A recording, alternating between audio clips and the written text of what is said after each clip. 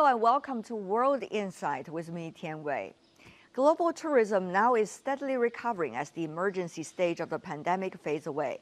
How to nurture more new ideas and apply more new technologies to cater to the new trends of tourism, and how to create more momentum for the growth of tourism. I asked all these questions in our special program today to ambassadors from different continents. The discussion took place at the World Tourism Cities Federation Changsha Fragrant Hills Tourism Summit.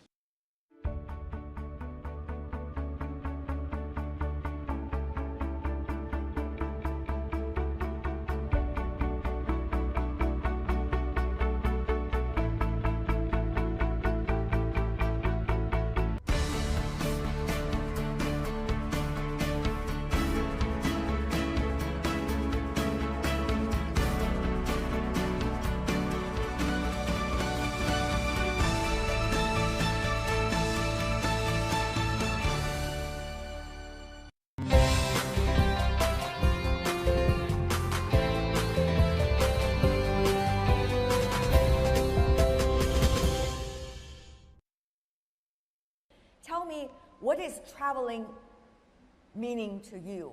What is the meaning of travel to you, both here in China and around the world? For me, traveling is the possibility of know the people, the countries, and yourself in a very fast way.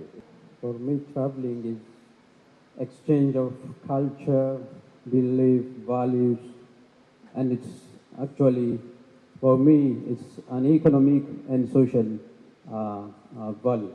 Well, yes, traveling for me as well is meeting others, and most importantly is discovering myself as well. I will just use two quotes. You gave us the opportunity to use two sentences. One is a quote from the Prophet Muhammad, and he said, "Don't tell me how educated you are, tell me how much you have traveled." And the second quote is from Paul Tyrrell, an American writer, "Travel is glamorous only in retrospect." First of all, of course, people-to-people communication, and at the same time, tourism is a quite important issue on GDP growth of my country. Two sentences for us, we always say travel is university of life. You learn by traveling. You meet people, you discover new culture, and for me as well, is a kind of relaxing and becoming a new you. I can only quote a famous author who said, "Travel expands the mind." And for me, it has expanded. I traveled a lot, expanded my mind. I learned about the world. I learned about other people and their cultures and their fears as well. Traveling is an adventure. It's about embracing different cultures, learning from people's experiences, learning about their livelihoods, and also about sharing experiences and embracing our own cultural diversity. One of the things we want you to share with us is how you are doing in your own countries. Starting from you, Mr. Ambassador from Colombia, biodiversity, very important for your country, of course. I know that tourism, as a result of that, related to it, has also been flourishing. Tell me more about what you have been doing and also what you can share with us, please. We have a lot of national parks in Colombia and a lot of projects and practices to protect the plants and wildlife. And through this approach, we are establishing a more attractive destination for tourism as well. Before 2017, we didn't invest specifically in tourism, but after that year, there was a strategic transition in our country by investing more resources into the tourism sector in order to make it a driving force for the national economic development. I believe Colombia, on one hand, has biodiversity. On the other hand, is a very interesting country. We have a lot of cultural elements that are very attractive. For example, local folk music and local culture, local cuisine, and culture as well. Thank you. Tell me more about how do you see some of the latest challenges as a result of lack of transportation support these days in international tourism, and what can you do? Thank you. Thanks to our world-class airline, the Ethiopian airline, we have been able to actually connect all African countries with the rest of the world. So this is a huge opportunity for Ethiopia, not only for Ethiopia, in fact, for Africa and the whole world to visit Ethiopia and Africa, traveling through the Ethiopian airline.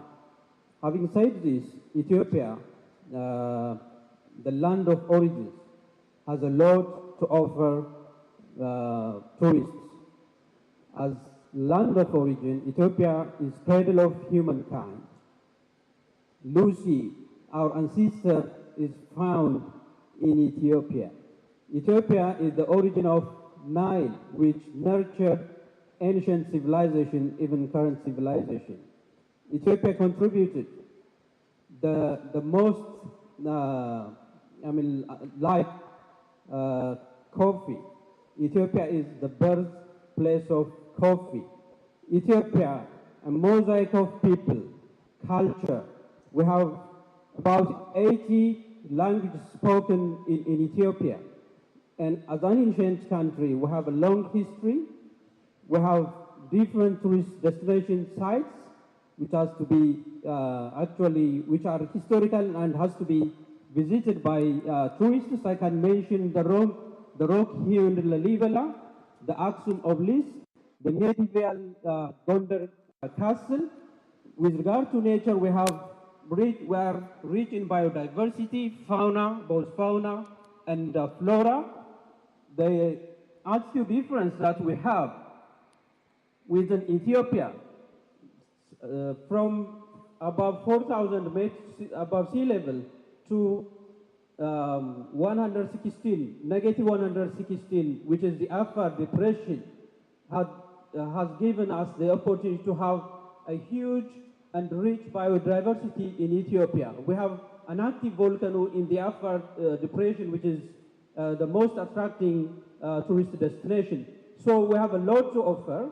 I'll take this opportunity to invite all Chinese and other tourists to visit their land of origin. Let me go to Ambassador of Jordan. Tell me more about your country, Jordan, important country on the Belt and Road Initiative. It creates a lot of opportunity for real in-depth exchange, of course include tourism. Tell me more about that.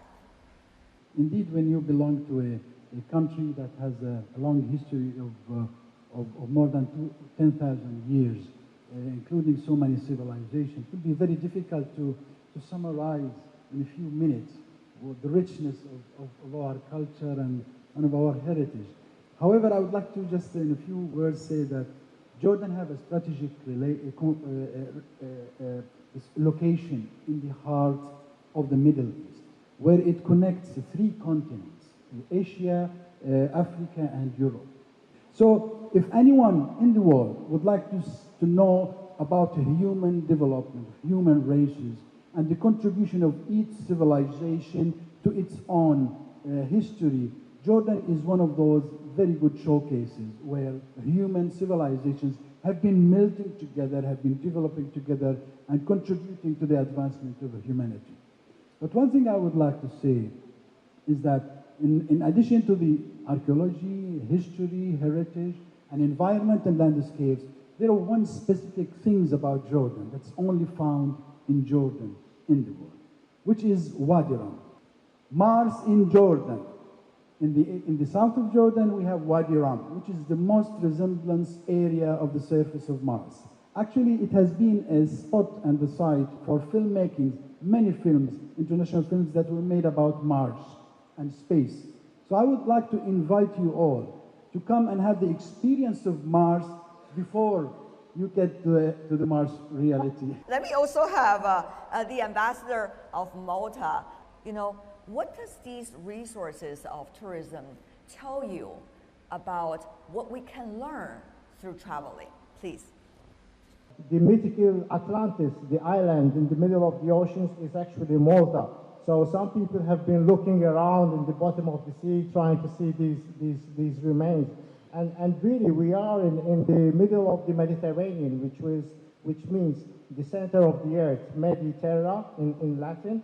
And as many of you know, or for those who don't know, Malta is an island state. It's a member of the European Union in the center of the Mediterranean, but it's very famous also for its history. The Phoenicians were Malta Romans, the Knights of St. John, the French, and the British, from whom we gained independence in 1964. It is home to numerous fortresses, megalithic temples dating back 500,000 before Christ. And tourism plays a very important part in Malta, around 30% of our GDP, so it employs a significant amount of people. We are blessed with about 330 days of sunshine throughout the year, which is pretty nice. And a lot of people, in fact, when they come to Malta, they retire in Malta. They come and live because the climate is so good. So there is this project which was started in Malta during the pandemic. But today they developed this website. It's called underwatermalta.org. And you can go there and see all these wrecks all around Malta of ships from the Second World War, even submarines, aeroplanes, and going back to a Phoenician wreck, which is there, so you can experience it without actually having to be physically at the bottom of the sea.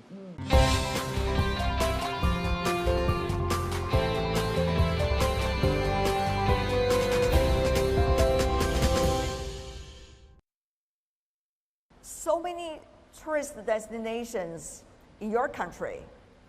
So tell us more about that, and how is this really helping you, your country, to be able to have more in-depth cultural exchanges with others?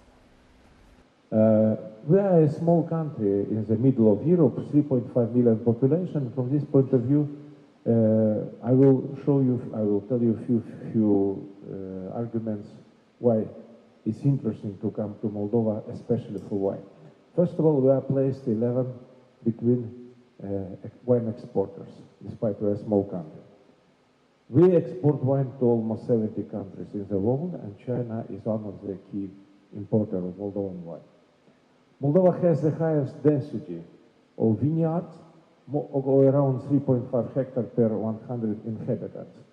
And each fourth Moldovan is engaged in wine production, industrial production of Moldovan wine. Another issue which is quite important also for tourists, I think that we can say that the ratio or the balance between high quality and price of Moldovan wine is the best in the world. Also, I think could be interesting for Chinese the different festivals which we organize in Moldova. One, of course, is related again to wine. Every first weekend of October, Moldova became an open cellar.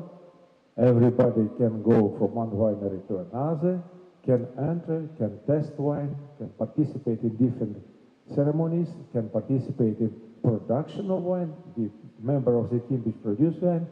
And this event is visited by many people. Also, because of Moldova, as I told you, is situated in the middle of Europe, and we have 1 to 3 hour flights to Chisinau from Maine, from all the European capitals. I know from the recovery of tourism, your country has been making tremendous efforts in terms of governance and administration of tourism industry. What have you been doing since the starting of 2022? What can you share with us about what you have been doing so far, please? One area that we are doing now, especially, we noticed that during pandemic, we had our main source market, which was Europe. And what happened when the European countries were closed, tourists did not travel. And since we were not focusing a lot on other markets, we were in big trouble. So this time we've decided that we need to reduce reliance on traditional markets. So we are becoming more aware with other markets now. We're opening to other markets, especially in Asia, and also where we find that our Chinese tourists, even though they have started to travel again, but they are not going back to countries like Seychelles as much. So we want to become more aware, show them become more aware of Seychelles, and they can choose Seychelles as a preferred tourism destination as well. We are also looking at the different market segments. We want to concentrate a lot on, for example, sports tourism, medical tourism, family tourism, instead of just focusing on, at the moment, we're very good with weddings and honeymoons, but we want to look at other sectors as well, so that we can attract the different segments of the market. So we want to diversify more into cultural activities, community-based activities, and ecotourism products as well. One other area which we want to focus on is also on improving and facilitating our service delivery. We rely a lot on expatriates to come in and do the service. And we found that during COVID, a lot of them left, and also the foreign exchange left with them. So we need to train and retain our local talents, so that our own people can take up tourism and also provide the service and provide the face of Seychelles, a Creole face, to our tourists that come in. Mr. Ambassador, tell me more about what does the past 3 years mean to your country, to Sri Lanka, and also what have you learned in order to promote tourism today? The last 3 years have been very bad for Sri Lanka. Sri Lanka's 12% or to 15% of our economy was dependent on tourism, and it shrank to zero due to the pandemic. But happily, it is recovering now. Every month we've been getting close to 100,000 tourists so far this year, and we expect that the recovery will continue. We would like it to reach pre-pandemic levels as soon as possible, because the economy is dependent to such an extent on tourism. But talking about Sri Lanka itself, I wouldn't be exaggerating if I said that Sri Lanka, little as it is, has to offer almost everything that any other country can offer, except snow. We have everything else except snow. If we go to the southern part of Sri Lanka and to the eastern part of Sri Lanka, you can see the biggest mammals in the world, the blue whale, the humpback, the right whale, all of them. And Sri Lanka has been designated as a foodie destination by the BBC, one of the 25 countries where one must visit to experience the food. Then, of course, Sri Lanka, as you mentioned, is known the world over for its black tea, honcha, and there are mountains and mountains, high mountain ranges covered with the tea. It's a beautiful part of the country. You leave the mountains, you go to the ancient cities, which are 2,500 years old as some of the cities of China. It is also known as one of the safest places one can travel to. It's very safe for women. So if you wish to travel alone as a woman and you're looking for a place to go to, Sri Lanka is the place to go to. And then we hope that you will go. And then, of course, we are also known for our smiles. We are known as the people with the persistent smile. We welcome our visitors because we have been doing that for thousands of years. It's part of our nature. Tell me more about what are some of the latest strategies you have and what you can offer now to tourists who actually are changing in their mindset. We are a country located in the Caribbean region. We are a country that celebrates our rich ethnic diversity. We can trace our ancestral linkages to places all over the world, to many distant lands in Africa, China, India, the Middle East, and Europe. And because of our diversity, this gave fusion, this spread of fusion of a culture from many parts of the world, a culture that we all love and cherished very, very much. We are known fondly as the country that celebrates many different festivals. We are the land of festivals. So because of our diversity, we have many, many unique festivals that we all celebrate. I know many of my friends from the Latin American and Caribbean region would know our world-famous Carnival, which is the longest and largest street parade in the world. In terms of the revitalization strategies moving forward, Trinidad and Tobago is traditionally a hydrocarbon economy. We have over 150 years of experience in the oil and gas industry. And because of that, tourism is really a smaller sector that we haven't been focusing on traditionally. But it is still a viable sector that can contribute significantly to our local economy. From the COVID-19 pandemic, the government of Trinidad and Tobago, we realized that there are significant risks and vulnerabilities that were exposed with regards to the tourism sector. And because of that, well, actually what really came out of that was the National Tourism Recovery Policy that was formulated in 2021. And through that policy, there are many different programs that the government of Trinidad and Tobago is going to focus on in terms of building the capacity of the tourism sector and trying to bolster the capacity of human capital. So we are looking at the training and re-education of the people in our services sectors. We are also looking at reviewing the incentives for investors in our tourism sector, trying to increase the number of international air access and channels to Trinidad and Tobago, remove certain barriers with regards to tourism, such as visa waivers, removing hindrances and trying to really facilitate air travel as well.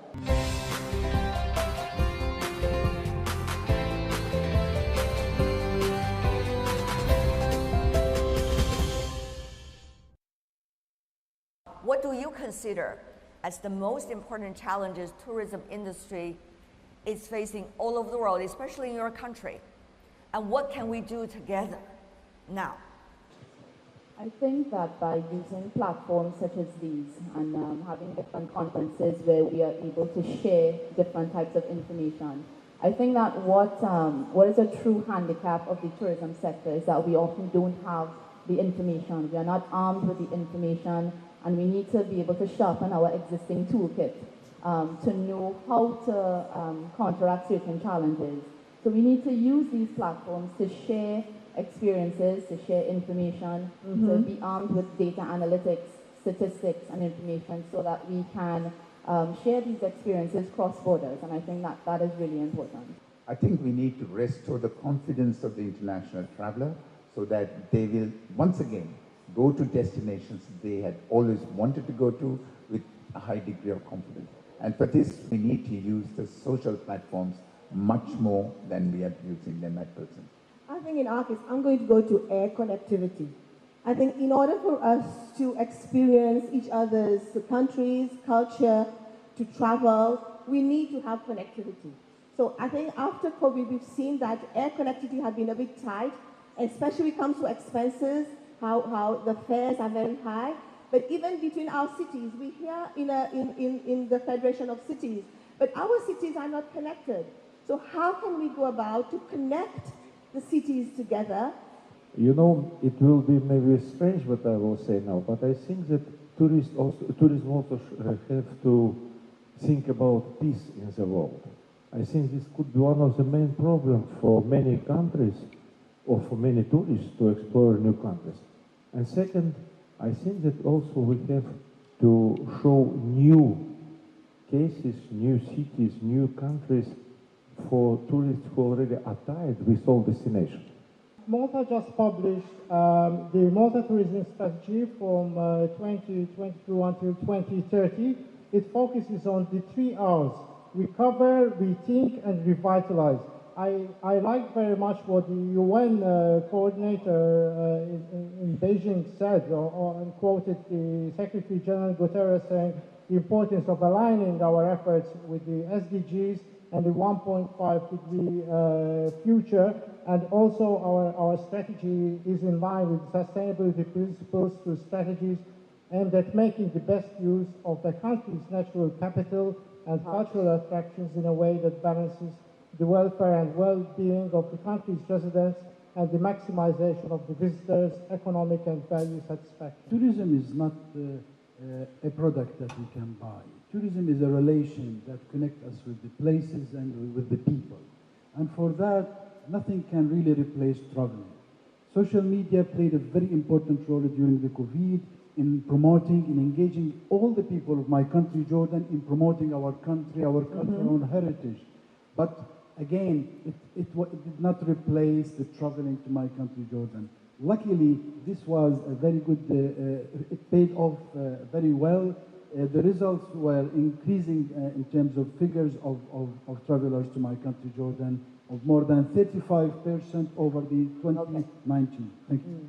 For quick rebound of the sector, I think an innovative way of financing the recovery is crucial.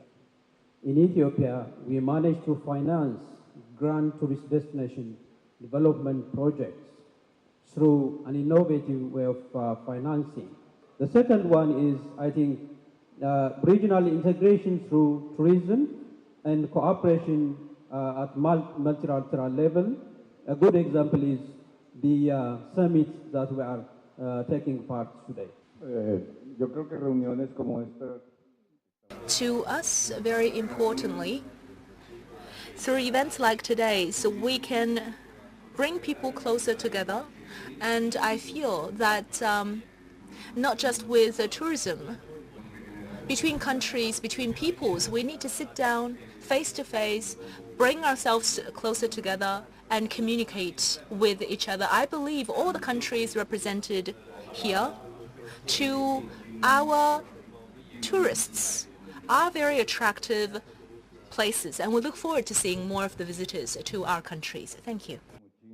Participen activamente en el turismo mundial.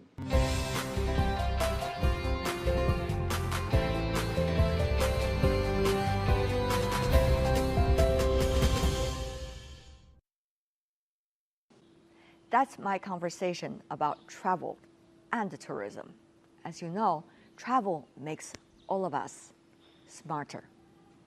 That's all the time we have for today. On behalf of my team in Changsha and Beijing, thanks for being with us. Bye for now.